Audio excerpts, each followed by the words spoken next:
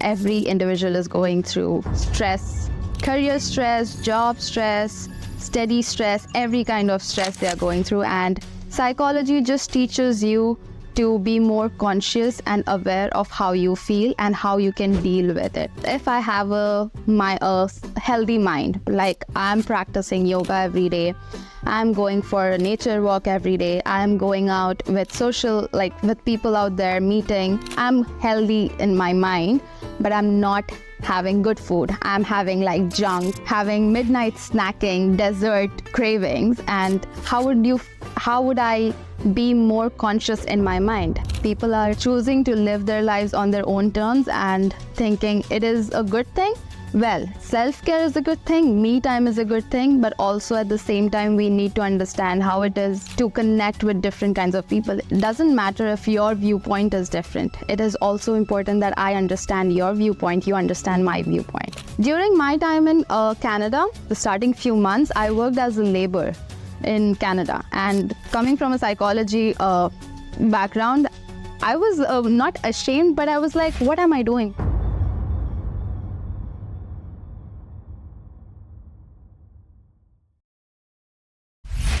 How was your day?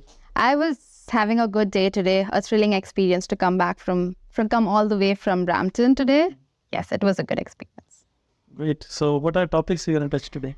Today we're going to talk a lot about how psychology changes people's mindset, how healthy eating is a good way to approach life, and also a little bit about child and parenting and relationships and development.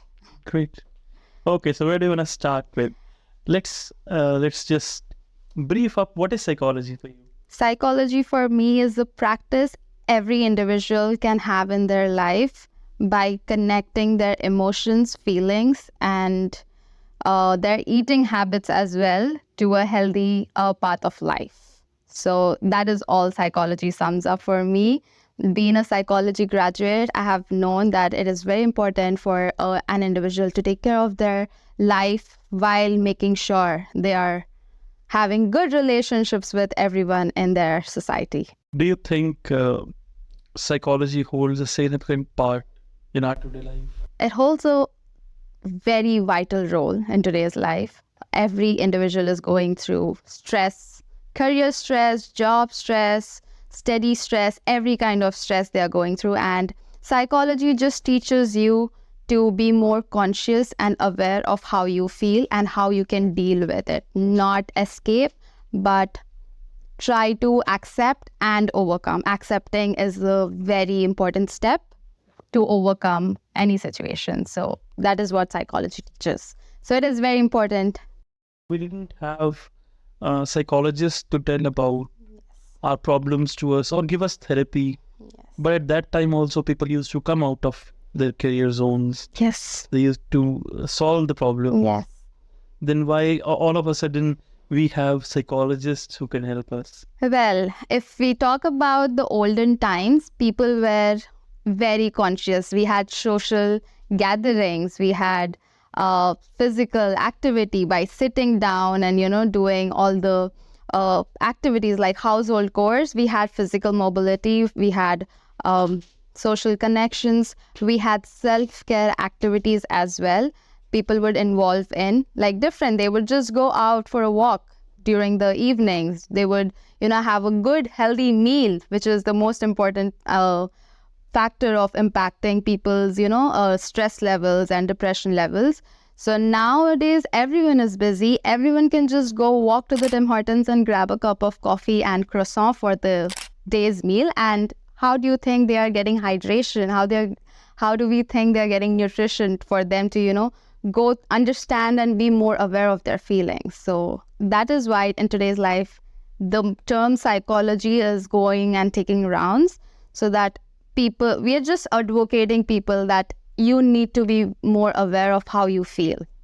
What about significance of healthy diet with a healthy mind? Very significant, very, very, very important, because for example, if I have a healthy mind, like I'm practicing yoga every day, I'm going for a nature walk every day. I'm going out with social, like with people out there meeting. I'm healthy in my mind, but I'm not having good food. I'm having like junk. I'm, having midnight snacking, dessert cravings. And how would I be more conscious in my mind? I'm dehydrated, so I wouldn't have the flow of thoughts like when I connect with people. So I'm already not confident enough in my lifestyle. I cannot present myself out there in the social setting. So that is why I feel like having a healthy mind and a healthy body is like a balance. Like even if you're having good nutritious food, you have to take care of your health. But is it that important to fit in the society? Fit in the society with this healthy, having like-minded people will help you grow in life, like professionally and personally. How would you start attracting good relationships? It is very important. If I'm all alone in my room and having healthy food and everything, my body is healthy, like I'm doing everything, but I'm not going out and connecting with people. There is no social interaction. I'm not learning new language. I'm not learning new ways of life. Individualism is increasing day by day, and we have left social. In Canada, it is increasing. Like people are choosing to live their lives on their own terms and thinking it is a good thing. Well, self-care is a good thing, me time is a good thing, but also at the same time, we need to understand how it is to connect with different kinds of people. It doesn't matter if your viewpoint is different. It is also important that I understand your viewpoint, you understand my viewpoint. So we come to a common ground and create something big. That is what the other olden times people used to do. Like everyone would come together to create a solution. And that was easier for people to, they were not stressed enough. That's the reason psychology did not need psychologists to help. Yes. Though it was like people did have tensions and stress to deal with, everyone would come together to help them. There was no like, okay, it's your matter, you can deal with it. Let me just focus on mine. So you mentioned the word yoga. Yes. Why do you think, I just go a bit off topic. Okay. Why do you think Rabindranath Tagore became Rabindranath Tagore? Okay. Yoga became yoga. Yoga. And Mahabharat became Mahabharata. Ramayana became Ramayana. Isn't it the opposite, like Mahabharata became Mahabharat? No, I think it's Ram became Rama. Rama, yeah. Rama I became think Ravana. it is also like a different language issue, of the boundary. Like I'm a Bengali and coming from South India part, like the Hyderabad. So everyone there talks differently, like the accent is different. Here when I came to Canada, it was very difficult for me to understand. I already knew 3 languages back there. Here I was talking to people who were having Punjabi slang, who were having Gujarati slang, and it was kind of difficult for me to even cope up with my Hindi because it was not the same as I was in Hyderabad. Hyderabadi Hindi was different than what it is in other parts of India. So maybe yoga became yoga because of the wide variety of languages in India, probably. But I would say again that some in Western countries, they teach their own slang as well. Yes. They tell you it's not Audi, it's Audi. Audi. Oh, yeah. They teach you this. It's not schedule, it's schedule. Yes. So I'm also confused what it is that I have to follow. We fail in marketing our own terms. Well, yes. Like Indians feel like grasping the Western culture more is being superior, but no, like I come from India and now I'm like, okay, let me, teach people what I have learned all these years. Like, let me showcase my culture. Do you think a young generation in India is getting back to their tracks? Yes, I feel. Maybe because after they're away from homeland, like if people are in India and now everyone's going abroad to study further, so they do miss the touch of home. They do miss the importance of the culture they were rooted to, because culture was something kept everyone together. Culture didn't have people who said, okay, my viewpoints are my viewpoint. Culture brought together people, and that was growing in a good, efficient way. So now I feel that is one of the reasons people people are getting back to their culture and, getting more grounded, I feel, yes. Mhm. So let's get back to the topic. And Rabindranath Tagore is still Rabindranath Tagore in Kolkata. Yes. This is one of my Bengali friend who corrected me once that because a Western person was not able to pronounce Thakur, they told it Tagore. Yes. And you all in India as well are talking about Tagore. Yes. It's not Tagore, it's Thakur. Thakur, yes. And Thakur in Bengali also means God. So Rabindranath Tagore is a god to all Bengalis out there. Even though you're a westernized Bengali, you would know Rabindra Sangeet, one or two. I'm not so good with the depths of Rabindra Sangeet and Rabindranath Tagore's real life, like all the origins, but I still know Rabindra Sangeet. And whenever I listen to Rabindra Sangeet, it's like a warm hug from home. Yes. What is the significance of Rabindra Sangeet? Why is it so famous? I think the words and the way he brought together all the meanings of the words together and intricated the whole poetry, which also can be performed as a story. And Bengalis do perform Rabindra Sangeet as a ballet performance that showcases the whole story through a dance performance. So I feel every word, it's not like you wouldn't understand the words. Even if you listen in a different language, there is the essence of it. So maybe that is the reason Rabindra Sangeet has a wide significance not only in Kolkata but all over India as well as the Western country. So yesterday when I came to know that you're coming and you're from West Bengal, I was doing a bit of research and first topic was Rabindranath Tagore. Yes. And I was just checking out, doing a bit of research, and I found out that there was a small story that on deathbed, when he was like on the deathbed, Rabindranath Tagore was asked that, are you afraid of death? What are you feeling? Are you afraid of death? And his reply was a line from his own poetry, which he told. I don't remember the exact line, but the overall stuff. Yes. There was so much given by God to me in this world, but I was only able to take a bucket out of it from the ocean. So when such law-and personalities say these things, that they're only able to take just a bucket out of ocean of knowledge. And where are we standing? Yes, that's true. We say that, how much ever we get, we are like, oh, we need more. We are never showing gratitude. It's, of course, at that time, Rabindranath Tagore was a significant personality, but also the people with Rabindranath Tagore was practicing the same rules as Rabindranath Tagore, like showing gratitude towards people and towards what they had. And I feel that made them rich than we are today, even with all the luxuries of life. I would say a person who taught Indira Gandhi as a teacher, who wrote National Anthem of India, was that time Tagore. Yes. Already there's a lot of significance. Yes.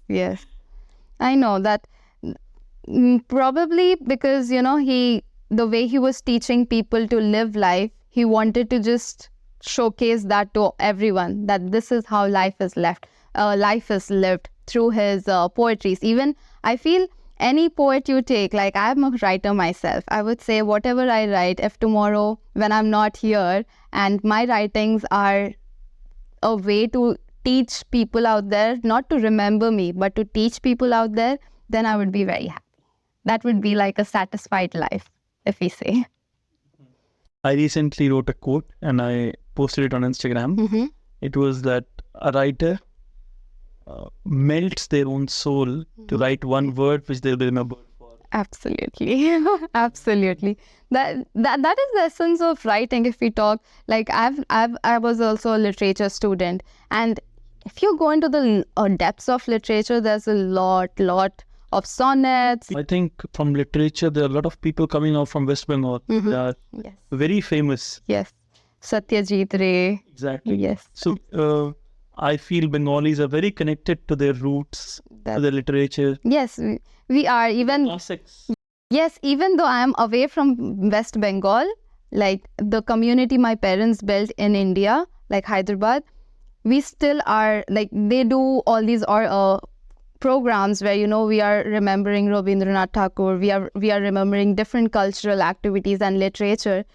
Everyone, all generations are present. It is your personal will if you want to be a part of that or not. And it's not just for Bengali community, but it is for the whole South Indian community to come and attend and be a part of it and to understand what Bengali culture holds. So I'll shoot 2 questions at you. First one being, how is it like to be a recreational therapist? Okay. The journey of recreation therapist started during the COVID time. Like, I was also a psychology student and figuring my way out psychology is a broad subject. So I wanted to be in one specific program. So I was like, okay, let me I'm a good writer. I'm also like love painting, not a good painter, but I love painting. I have seen my parents doing gardening, my brother doing different kinds of arts. So I was like, let me research more on how this is helping them have a sane isolation during the COVID times. So that's when I came across talking to different professors in Canada about recreation therapy. There is something called recreation therapy where you can help individuals implement leisure and their quality of life enhances. How interesting and fun that could be. I was like, okay, why not? Let me just give it a try. And after my 2-year course, it was the placement I had to experience. And during that placement, it was a wonderful 4 months of heavenly experience, I would say, because the connections I made as a recreation student with the residents was beautiful, like something to cherish all my life. I would implement activities and that is my work. Like, I'm doing self-care and healing people through that work. Like, their social skills are getting better in their golden years. Talking to people from 80s, 90s of their age. Yes. Right? And getting the essence of their 80 years within 30 minutes or 1 hour. Yes. How does that feel? That feels, I have no words for that, but it's just such an emotion-filled experience during that time. It's just you're sitting there, they don't even recognize who you are, and still they're sharing their snippets of, like, a trailer of their story, like life stories, and you just go sitting there like, I was worried so much about my life, and they're giving such a valuable, it feels like a messenger walking through your difficult paths. It's a good feeling to be there working with residents in their golden years when they're aware that, okay, like, I have lived my life, I know what it is. If I'd ask you any 3 things that residents or seniors, 80s and 90s-year-old, have told you that have walked through life with you, what are they? Of course, most residents do tell me that a gentleman will always get you flowers. This is what they tell me all the time. Like, don't worry, a gentleman, if they want to do, they would do it. And the second thing residents do talk about life, that don't stress so much, marry late, understand how you can live life. And I was like, wow, that's a good, like, people are rushing to get married. Like, people are rushing to find the other partner. They're like, first find yourself, understand yourself. A lot about self-work they teach us. And the third thing would be, like, don't worry. Like, wherever you are right now, you're at the right place. Like, no matter if things are falling apart, you're still in the right place. Have patience and have trust in God. Good life lessons I'm taking forever with me. Yes. Why do you think, you told me they were the golden years. Yes. Why are you saying them the golden years? The golden years is because you have lived so much in you have lived all your life with people, kids, and now you're all alone. You're living like everything you wanted to be alone in your young age, you were like, okay, let me live alone. You're actually there now. And to utilize that, they need support. So we are there to support them. And that is why we call them the golden years. They are doing everything for themselves. The activities they do, it's just like taking them back to their young age, but still on by themselves. Not like they are out there socializing, because they still are socializing with their people, but not in the craze like how they would when they were youngsters. That is why it's called golden years, because when I am at that age, what kind of activities would I do? Like, what kind of activities would I prefer? Maybe dancing, but when I'm in my wheelchair, how would I dance? Like, yes, like, help me dance. Okay, I would say that, yes. So, winding up the first question, my second question would be, how do you think your being a Bengali from Bengali culture, that culture has helped you in recreation therapy? Oh, yes, absolutely. Even before I was born, my parents were a part of this organization called Bungio Sanskritik Sangha, which had a very huge impact on wherever I go in my life, whichever confidence I carry. It's like my legacy is like shining there in the back, with the whole organization putting the spotlight on me. Because since a child, I was growing up, I was exposed to different cultures, different dances, different singing, like all over. Like the social connection was so much. In my developmental years, I was just gaining a lot of language. And I was just figuring out what I want since that time. Like, it's not that my parents forced me to a part, like, okay, this is what you're supposed to do. As a Bengali, you would do this. No. They were like, do whatever you want to do. We are here to support. And that organization had drawing competition, quiz competition for all ages. So a community is what we call is important. Even today, it is important. So that community did help me shape as a recreation therapist today. So you really feel that there was a lot of significance? Yes, I have met so many people across, like even through a normal conversation, I would talk to someone, so even seniors are present there, youngsters are present there, they want to do something. Like we had fancy dress competition, people would be like, okay, I want to be a robot. I'm like, this person is going to not become a robot, but also create a robot.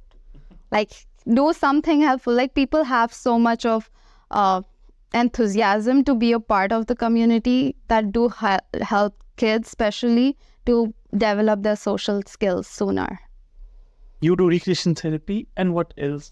I'm also a behavior therapist, which is treating, having a treatment, like therapy for kids with autism. Mm-hmm. So it's people with the children who are having development challenges, development issues. It's the therapy for them. So just the life skills, like how to deal with life, how to go through the struggle. They're no different than normal human beings. Firstly, they can do their own thing, but they need more support than the usual individuals.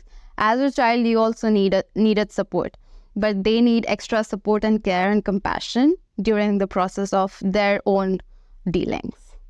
We usually say these kids with special ability. Yes. Yeah, special abilities, because they are more capable of doing things, but with support. And also I feel they are the skills normal human beings don't have, they have more enhanced. I feel like they could hear stuff even if it's like miles, not miles, but yeah, farther away, they could still hear stuff. So you're still not aware what's going on there, but they know, and that is the issue. That is why they're having that issue. Like, even if they're like having challenges when they hear stuff, it's not because, okay, why is this person acting so weird? No, it's because they could hear something that you're not able to hear. So you need to act more. You're not superior. Just because you have all the abilities, you're not superior. They have special abilities with that. Like, they might have a more enhanced hearing. They might have a more sensitive issues to the noises nearby you. Maybe your ears are so bad that you cannot hear the vehicles going around, but they can hear that. So that is the reason we need to treat them handle them with more compassion. What is your advice to the parents? Please be patient. Please be compassionate. And also the parents who are struggling with children with ABA, we need to support them as well, because they are already dealing a lot of issues, because they are people are not good, kind enough to them, as even because they need to understand it's not the parents' fault too. The parents are doing their best to bring up their child. The parents are doing their best to provide support. Parents are always like 24 hours present there with the child. So don't tell the parents that, oh, you're doing things wrong. It could be, the reasons are not yet scientifically proven. So I'm not going to get into the reasons why it's happening, but it could be anything, like the environment, could be anything. So you cannot say, people cannot just come up and say that, okay, it's the parents' fault too, because the child is like this. So just be compassionate with the parents as well, because they are going through difficult times as well. Is it hard to understand for parents? So few parents don't really feel it's their fault. They brought up a child like this. It's not. It is. You need to, I'm not pretty sure, if it's, okay. It's not hard for the parents to understand. The parents have to have patience. Could be anything. The child could be much better than what you think. You walked into a state and you assumed, okay, my child will be so and so. You put the expectations and labels.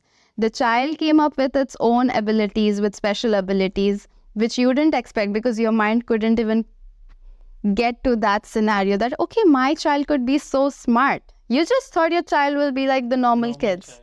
Why did you even think that in the first place? Don't think that. Your child is more special, more coming up with special abilities.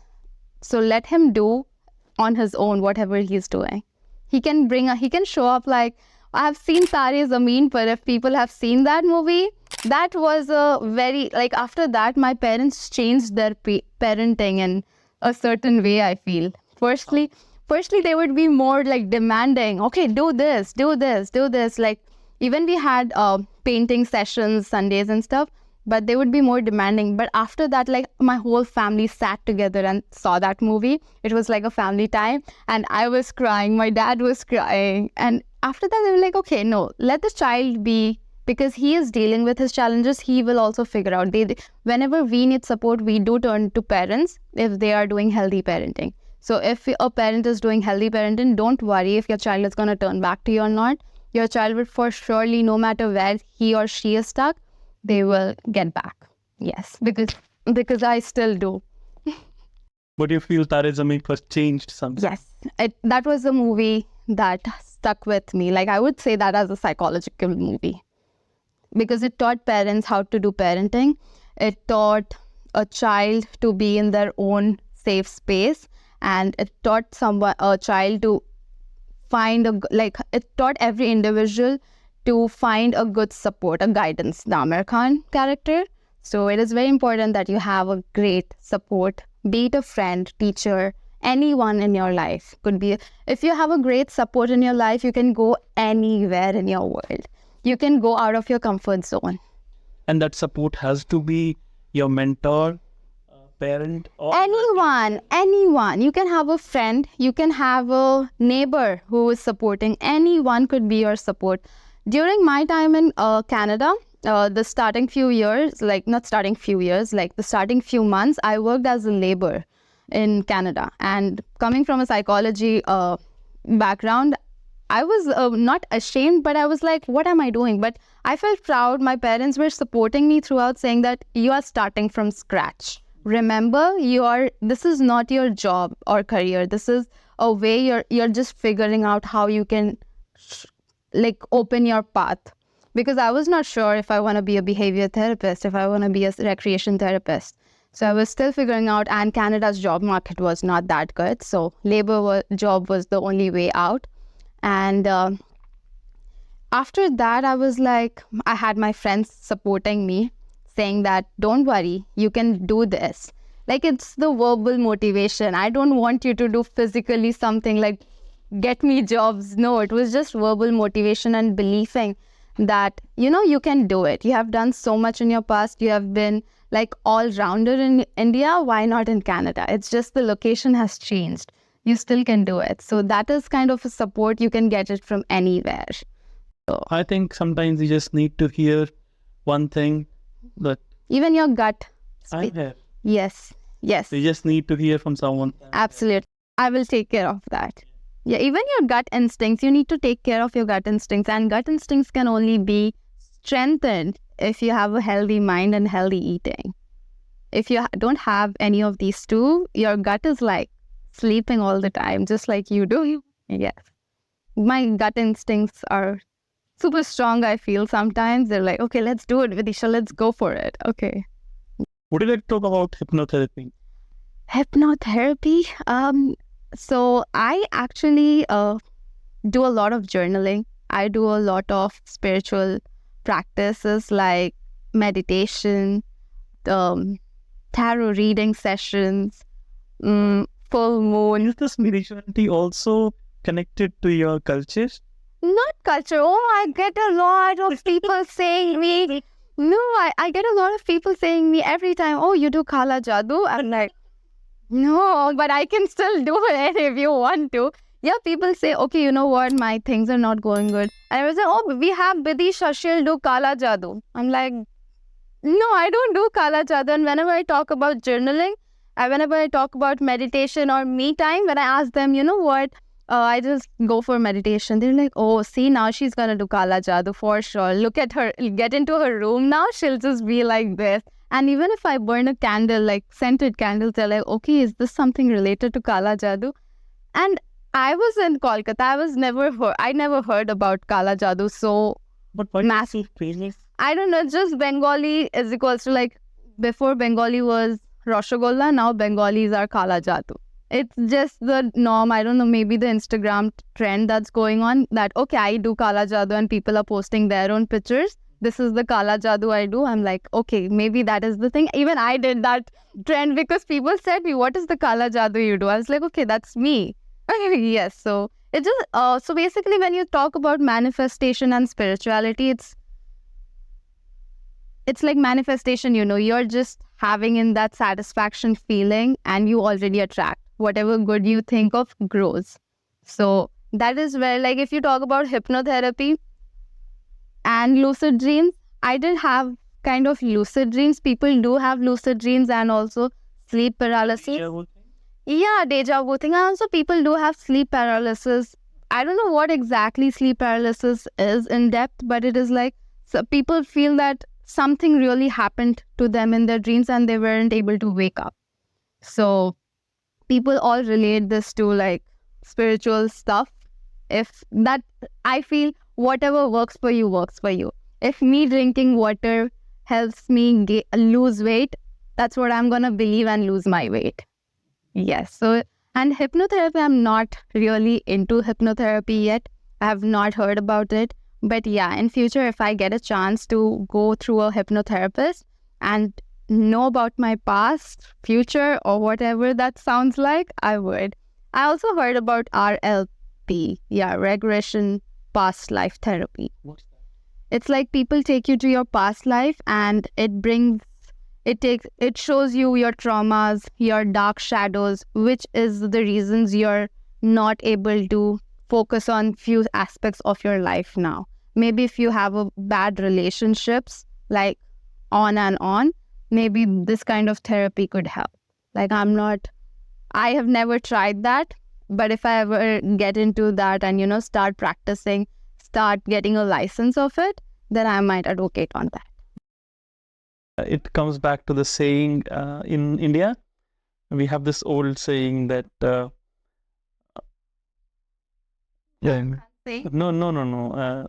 Elders used to say that jab कोई चीज को दिल से चाहो. No, I'm a very Bollywood fan, so I just get into that. Yeah. I'm just not remembering exact words, but it was like जब मन से रोए तो फूटी आंख से भी आंसू निकलता है. So if you cry from your heart, So even if the eye, exactly. yes, that's the thing. So it's kind of that thing.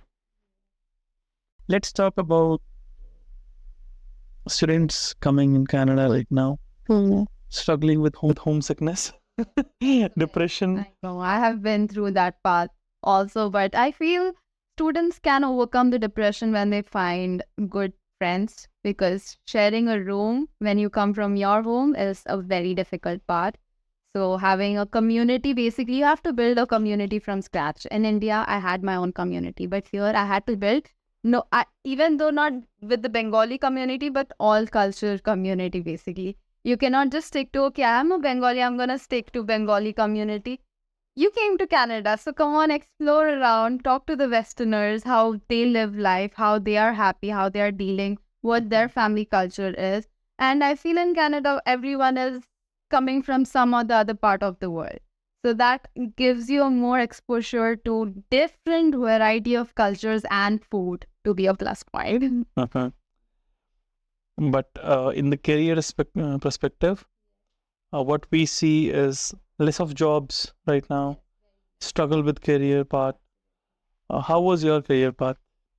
Difficult, but always having a positive mindset did help me. And I did a lot with networking, because I used to talk to people saying that even if you don't get jobs, even if you see there are no jobs available right now, reach out through email, show them that you are there to, take up any job that comes the next minute.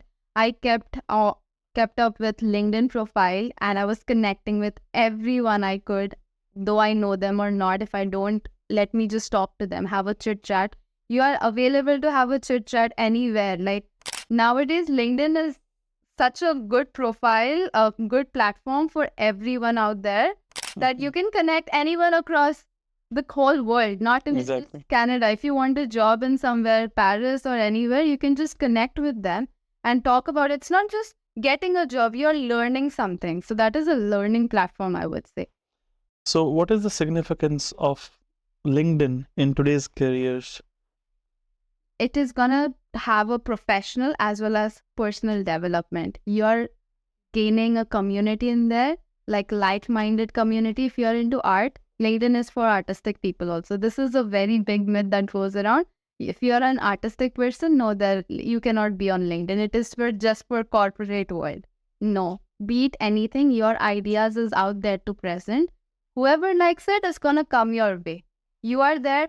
Build your profile like it's a personal brand, I feel.